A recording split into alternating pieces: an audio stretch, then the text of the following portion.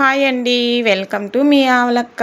ఈరోజైతే ఆవలక్క పాలు పిండే video full వీడియోతో వచ్చేసిందబ్బా మీ ముందుకి. మన సబ్స్క్రైబర్ ఒకరైతే షార్ట్ వీడియో పెట్టింటే అక్క పాలు పిండే వీడియో ఫుల్ వీడియో ఒకటి తీసి పెట్టు అని చెప్పి ఎప్పుడో కామెంట్ పెట్టాడు. చాలా రోజులు అయిపోయి అప్పటి నుంచి నేను పాలు పిండేటప్పుడు ఎవరు వీడియో తీసేదానికి కుదరలేదప్పా. నేను ఒకదాన్నే కదా, స్టాండ్ పెట్టినానంటే ఆ యావిట్ట ఈ యావిట్ట తన్నిందంటే సెల్లు బగిలిపోయి స్టాండు బాయ. వద్దులే, ఎవరైనా మనుషులు ఉన్నప్పుడు తీసి పెడదాంలే అని అనుకున్నాను. ఈరోజైతే మా కొడుకు ఇంటి దగ్గరే ఉన్నాడు, హాలిడే కదా. సరే వీడియో ఒకటి తీద్దురా, ఫుల్ వీడియో పెట్టాలనేసరికి తీస్తానులే అక్క అని నేను పాలు పిండుతుంటే వాడైతే వీడియో తీస్తున్నాడు. మా ఎర్రడు చూసాడా, గంధరం పాలు పిండేది స్టార్ట్ చేసినా గంధరం పోస్తాడు, లేదంటే పేడేస్తాడు. అంతేనేమో కొన్ని ఆవులు ఒక విధంగా ఉంటాయి. ఇంకా వాటి సౌకర్యం ఎట్టుంటే అట్ట చేయాలి కదా అని గంధరం పోసేటప్పుడు అయితే పక్కకి వెళ్ళి మళ్ళీ అయితే పిండుకుంటాను. అదేందో అబ్బా, గంధరం పోస్తేనే పాలు తేపుకైతే వదులుతుంది ఈ ఆవైతే. కొన్ని ఆవులు అట్టుంటాయేమో. సరే అక్క దూడ లేదా అంటే దూడనైతే ఒక 4 నెలలు అయితే పాలు ఇచ్చినాము. గడ్డి తింటుంది, కుడితి తాగుతుందిలే అని పాలకైతే వదలము. అదే అండి వీడియోలో చూపించా కదా ఎర్రోడు, ఆ ఎర్రోడే అండి ఈ ఎర్రోడి బిడ్డ. సరేలే అని పాలు పిండుతున్నా. కొన్ని డైరీ ఫామ్లలో అయితే మిషన్లు అయితే పెడతారు.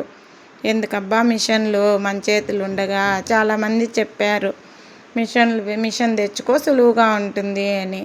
మిషన్లు పెట్టి ఆ ఆవులకి హెల్త్ ప్రాబ్లం వస్తే మళ్ళీ ఎవరు, మనమే కదా చూడాల్సింది. ఎందుకు వచ్చిన రామాయణంలే, మనమైతే దానికోసమే ఉండాం కదా.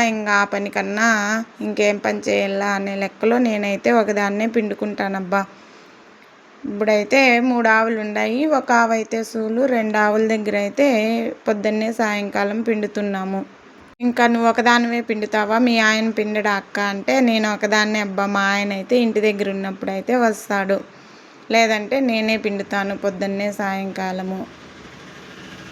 ఆవుల పనే మన పని అయినప్పుడు ఒకరి మీద ఎందుకు ఆధారపడేదని నేనే పిండుకుంటాను. మా ఆయన కూడా పొద్దున్నే పోతే సాయంకాలం వస్తాడు పనికి.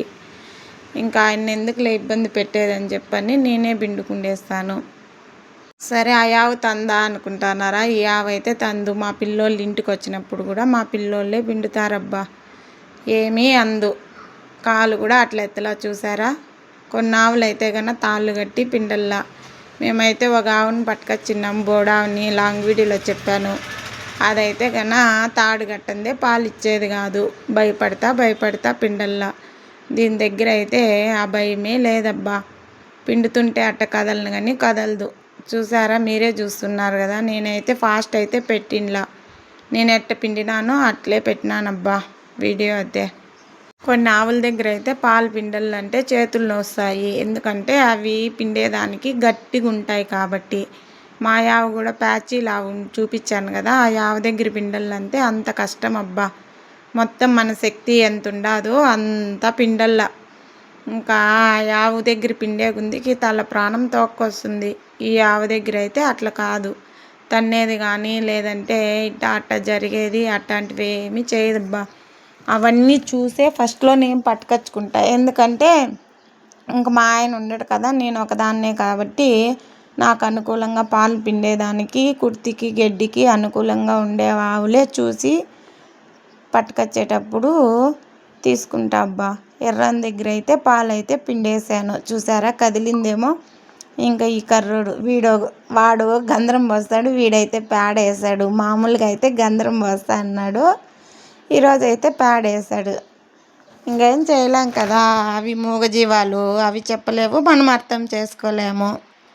ఈ కర్రోడు కూడా అంతే అబ్బా. పాలు పిండుతుంటే కదలను కూడా కదలడు, గిని తోకతో మటుకు పాత కక్షలన్నీ మనసులో పెట్టుకొని ఎన్నిసార్లు కొడతాడో నా తల మీద. అది దీవిస్తాడో పగతో కొడతాడో నాకైతే అర్థం కాదబ్బా. అట్లే చూడండి, పాలు పిండే స్టార్ట్ చేసినప్పటి నుంచి పాలు పిండేది అయిపోయేంత వరకు ఎన్నిసార్లు కొడతాడో తోకతో చూడండి. తోకతో కొడితే కూడా పోనీలే అబ్బా, అట్టా ఒక కొంచెం కూడా కదలకన్నా ఒక పాలు పిండే స్టార్ట్ చేసినామా గమ్మున నిలబడుకునేస్తాడు అట్లే. ఆ ఎర్రోడు అంతే, ఈ కర్రోడు అంతే. ఆవు ప్యాచీల ఆవు కూడా అంతే. కానీ అది పిండితే కదలదు కానీ రొమ్ములు గట్టిగా ఉంటాయి. నేనైతే ఆ యావ దగ్గర పాలు నిలిపోయినప్పటి నుంచి కొంచెము ఎనర్జీ వచ్చిందబ్బా. ఆ యావ దగ్గర పాలు పిండాలంటే అదొక టెన్షను. మన చేతుల్లో సత్తా ఎంత ఉంటే అంత సత్తాతో పెరకల్లబ్బా. ఇంకో ఆవు దగ్గర ప్యాచీలు ఆవు దగ్గర అయితే దీని రొమ్ములు అయితే ఇంకా ఈజీగా ఉంటుంది, పిండేదానికి సులువుగా ఉంటుంది. పిండేయచ్చు. పట్టుకొచ్చినప్పుడైతే నేనైతే పోలేదు, కానీ మా ఆయన మా మామ ఇద్దరు పోయినారు. ఇంకా సరేలే, వాళ్ళకి నచ్చితే నాకు నచ్చుతుందిలే, మంచిగా చూసి పట్టుకోరండి, తన్నేది కానీ పాలు పిండేటప్పుడు అనకవైన ఆవును పట్టుకోరాని అంటే ఆవైతే బాగుందని చెప్పి పట్టుకొని వచ్చినారు. ఇదైతే జనవరిలో ఈనింది. మొన్న అదే చెప్పాను కదా షార్ట్ వీడియోలో, సూదైతే వేయించినాము. మళ్ళీ ఎప్పుడు ఇంటుందో ఏమో అబ్బా.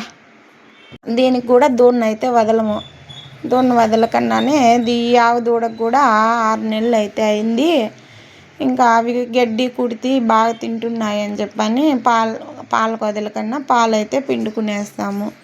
దూళ్ళు కొన్ని ఆవులు అయితే కన్నా దూళ్ళు వదిలితేనే పాలు ఇస్తాయి. మా ఆవులు అయితే అలా కాదబ్బా. పాలు పిండేదానికి కూర్చున్నామా, తేపుకైతే వదిలేస్తాయి. ఎన్ని పాలు ఉంటే అన్ని పాలు పిండుకొని మట్టంగా లేసి వచ్చేయచ్చు. చూసారా, కదులుతుందేమో ఇది కూడా. నేనైతే ఇవన్నీ చూసే పట్టుకొచ్చుకుంటాను. అవి కొత్త వేషాలు వేసినాయంటే నేను భరించలేను కదా, ఉండేది ఒకదాన్ని. కాబట్టి నాకు అనుకూలంగా ఉండే ఆవులనే పట్టుకొచ్చుకుంటాను. ఇప్పుడుండే 2 పేదోళ్ళను కూడా ఇలాగే తయారు చేయాలబ్బా. అవి ఇంకా చిన్నప్పటి నుంచి మన దగ్గరే పెరిగినాయి కాబట్టి ఎట్టగాలంటే అట్ట తీర్చుకోవచ్చు, మన బిడ్డల్లాగా, అంతే కదా. ఇంకా ఈ ఎర్రోడు కానీ కర్రోడు కానీ మా ఆయన నేను ఇద్దరు పిండినామంటే కన్నా 1 లీటరు 1.5 లీటర్ ఎగస్ట్రా ఇస్తాయి. నేను ఒకటే పిండినానంటే ఇంకా 1/2 లీటర్ అన్నా తక్కువ ఇస్తాయి. అది ఎందుకో ఏమో అబ్బా. ఇంకా చూసారా తోకతో ఎన్నిసార్లు కొట్టిందో, అట్టే చూడండి వీడియో లాస్ట్ వరకు. మనమైతే పొద్దున్నే 5 గంటలకు లేచి పేడకల్లు ఎత్తి కుర్తి పెట్టి గడ్డి కోసుకొచ్చి అన్నీ చేసేది కూడా ఈ పాల కోసమే కదా. ఇంకా అవి పిండేటప్పుడు తన్నేసి వేషాలన్నీ వేస్తే ఇంకా ఆ రోజు చేసిండే శ్రమ అంతా వేస్ట్ అయిపోతుంది. కాబట్టి అనుకూలంగా ఉండే ఆవులనే తీసుకోవాల. అవునా కాదా? నేను చెప్పింది నిజమే కదా.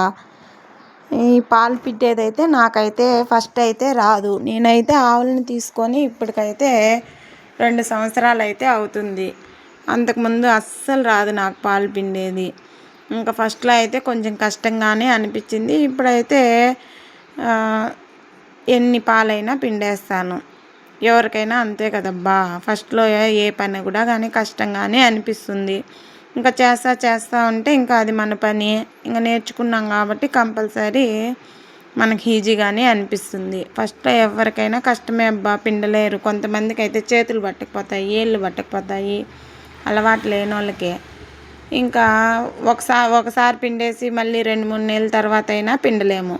ఇంక పొద్దున్నే సాయంకాలం పిండుతూ ఉంటే ఇంకా అదేం పెద్ద కష్టం అనిపించదు. కొంతమంది అయితే 2 రొమ్ములు పట్టుకొని ఒకేసారి పిండుతారు. నేనైతే అంత పెద్ద సాహసాలు చేయలేను. ఎందుకంటే మనకుండే శక్తికి ఒక రొమ్మును పెట్టుకొని 2 చేతులతోనే పిండలేము. ఇంకా 2 రొమ్ములు పట్టుకొని పిండాలంటే నా వల్ల అస్సలు కాదబ్బా. ఏ మాత్రం కుదరదనే లెక్కలో ఒక్కో రొమ్మే పిండుకుంటా 2 చేతులతో. ఒక చేతితో పిండినప్పుడు ఒక చేతికి గ్యాప్ ఇచ్చి అలా పిండుకుంటాను నేనైతే. ఇది అబ్బా ఈరోజైతే పాలు పిండే లాంగ్ వీడియో. మా ఆవులు ఎన్ని పాలు ఇచ్చాయో చెప్పండి. వీడియో నచ్చినట్లయితే లైక్ చేసి మన ఛానల్ని సబ్స్క్రైబ్ చేసుకోండి. అలాగే మా ఆవులు 2 ఆవులు ఎన్ని పాలు ఇచ్చింటాయో కామెంట్ సెక్షన్లో కామెంట్ పెట్టండి.